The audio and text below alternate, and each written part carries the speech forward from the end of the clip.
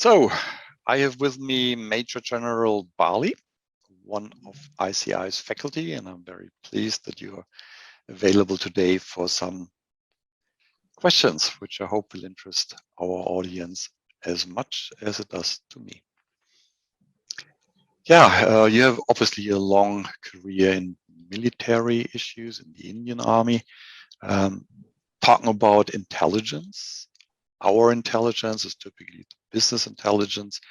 You're with a background in military intelligence, so can you introduce to us some notions about the main differences or even similarities of these two intelligence worlds? Yes, Rainer. So greetings from India. You're right, I did nearly 4 decades in uniform. And since I was an infantry officer, we dealt primarily with operations. And as everyone knows, 90% of all operation is intelligence and only 10% is execution. So later on, I was CEO of a company, an engineering company, and I saw some vital differences. If I was to name 2 or 3, first of all, in the army, the intelligence is a little more objective oriented, a little more target oriented, because armies by definition cannot come second. There is no luxury of being the top 10 company or the top 50 company. You, in every battle, you have to make sure you're not second. So to that extent, there's a little more focus. But having said that, one of the prime differences is that in the infantry or in the army as a whole, somehow people believe that intelligence is everybody's business. While there is a specialist wing of intelligence, there are specialists, as there are in companies, for competitive intelligence. But in the corporate life, my experience is that not everybody believes that they should be engaged in eliciting intelligence and passing it on in whichever form to the competitive intelligence guys. So that's one big difference. Also in the army, there is no profit motive. The whole idea of ethics is very different because you're fighting an enemy.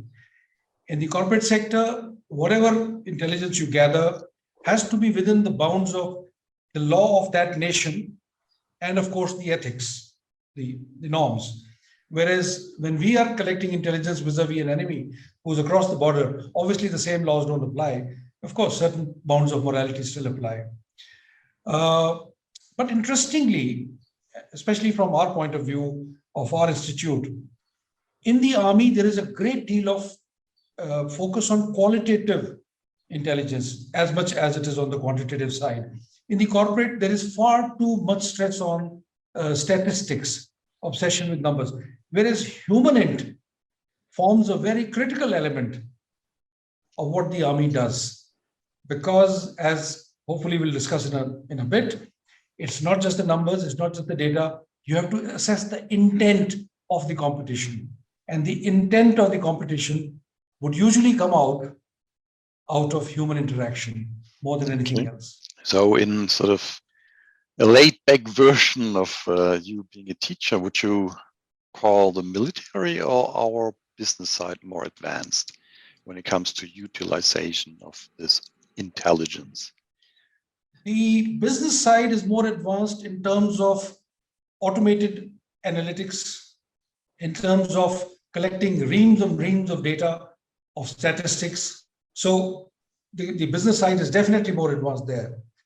But I would say with some humility that when it comes to answering the question, so what, which is the question which should be asked by every intelligence expert, so what? What is the outcome? What is the analysis? I think the army does a better job. Okay, fair enough. I can have a big smile on that. Yeah, unfortunately, we're in the middle of a European war with the Russian-Ukrainian war really going on at these days. And obviously from a military perspective with your background, what was the most surprising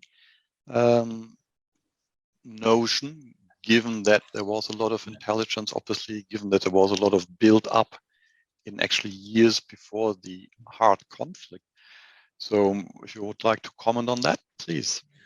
Yeah, so first thing that I found a little amusing is that, as in every other walk of life, when there is a failure, people first tend to point fingers at the intelligence, even though there would be a whole lot of other factors playing in the operational side, the logistics side, as it happened with the Russians. But having said that, that's the nature of the beast. Now, I think in some ways, the intelligence from the Ukrainian side at the strategic level worked very well. When I say Ukrainian side, I mean all the allies, because the strategic signs were all there before 24th of Feb, the build-up and so on and so forth. And in spite of all the denials that the Russian side might have put in, the fact is the intelligence operatives on the allies side, the Ukrainian side, hoped for the best, but prepared for the worst. So they kept preparing in spite of all the denials that were taking place, that there is not going to be a war eventually, it's just an exercise, and so on and so forth. So unlike the surprise of 2014 in Crimea and 1982 in Falklands, this time the element of surprise on the Ukrainian side was far less. They were prepared. The intelligence did the right analysis. Yet, even though they had all the information, there were companies like Maxar of the US, which were giving them live imagery, all the data about the exercise, about the troops amassed on the borders.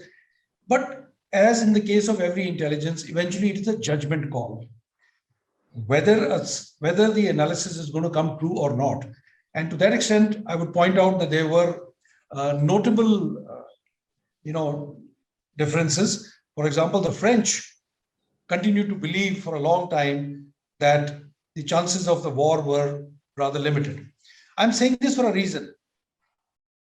Why, in spite of all the overwhelming evidence and data, would somebody, say on the French side or even Ukrainian side, believe that eventually Russians will not attack because it's going to be too costly, the weather is going to turn bad, etc., etc.?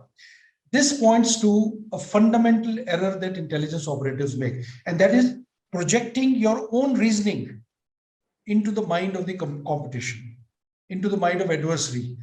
Because we will not do this, therefore they will also not do this. We in our army have made such errors in the past. So that is a fundamental error that can be made in today's world by business, especially when business is fighting asymmetric competition. Your competition will do something different. It's not likely to do. So your reasoning from an analysis should not project what the adversary will do. For example, some Ukrainian army believed that there are going to be some tactical orders given before the Russians start attacking. There were no tactical orders given before 24th of Feb. They were just amassed like an exercise in Belarus and on the borders, and then they attacked.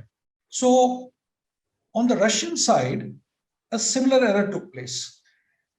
The leadership believed that Ukraine will fold up. They believed that there is disaffection within Ukraine.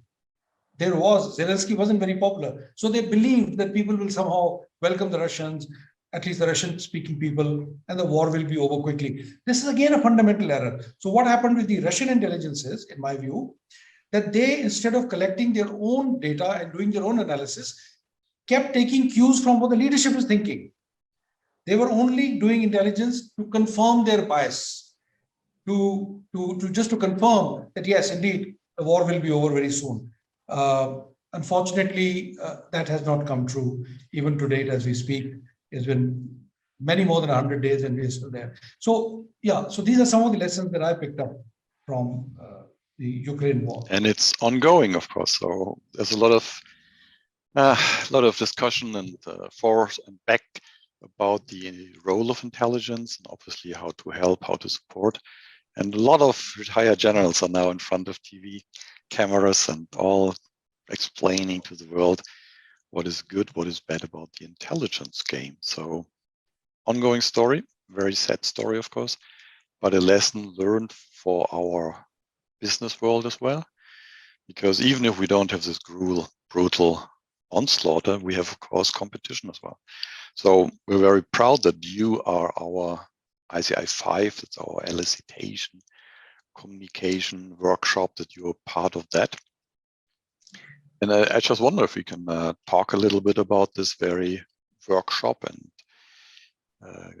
given your background from military, given your knowledge about the civil world, what do you think is the kind of benefits that somebody could have when joining a workshop like that? Yes, so I have been delighted to be associated with this particular workshop for the last couple of years. And from my background, I had to pivot from a covert methodology of gaining in human intelligence, following a different set of rules in the armed forces, sometimes secrecy, sometimes stealth, sometimes even subversion, to a far more sophisticated way of gaining information by human methods, which are required in the business world. I think the approach in the business world has to be far more nuanced, far more sophisticated, much less hammer-like. So why I say this is an art and science, because as I've learned with the ICI, that a lot depends or is relying on your ability to listen, your ability to ask the right questions, your ability to stay within the bounds of law while you're doing it, even to read fundamental body language, and at the heart of it, to build trust with whoever you're speaking, to be able to elicit that information. Now, these seem like a bouquet of abilities that you need to cultivate, but there are methods, there are processes which are taught, particularly in the workshop that we're talking about. Now, talking about the benefits of the workshop, and I'm going to be objective here, not as a faculty member. The first thing that struck me in the first year and struck me again last year is that there is little or no theory. There is no focus on, teaching you what you already know, because we presume that you are at a certain level. And of course, a couple of things can be clarified. But beyond that, it's all practical. It's going to be pretty hands-on. What is done in the workshop is that you are taught end to end, covering the entire cycle of eliciting information, where to get it from, when to get it from, whom to get it from, and how to get it from, of course. As I've said earlier, ethical elicitation techniques are what is covered here. We also talk about basic interpretation of body language, which in my view is a very, very interesting part of this entire module, because it also focuses on behavior and how to read somebody's behavior for best effect. And in the end, of course, the most important part is reporting and analyzing. But none of this even begins to describe the core of the strength of this workshop. And the core strength is the field exercises, the hands-on approach, the role-playing, the active conversation. The idea is that at the end of these 4 days, in this case, I think 18th, 19th, 21st, 22nd of July, at the end of these 4 days, you are not merely aware of the basic fundamental rules of the game, but you should have played it. You should have experienced it firsthand, so that when you end at the end of 22nd of July, we hope you are battle ready. You can exercise those things straight away in your company, and the company can benefit. So that, to my mind, is the most interesting part of this entire ICI 05 experience. Thank you so much for your comments and insight that you shared this with us. Thank you. Thank you.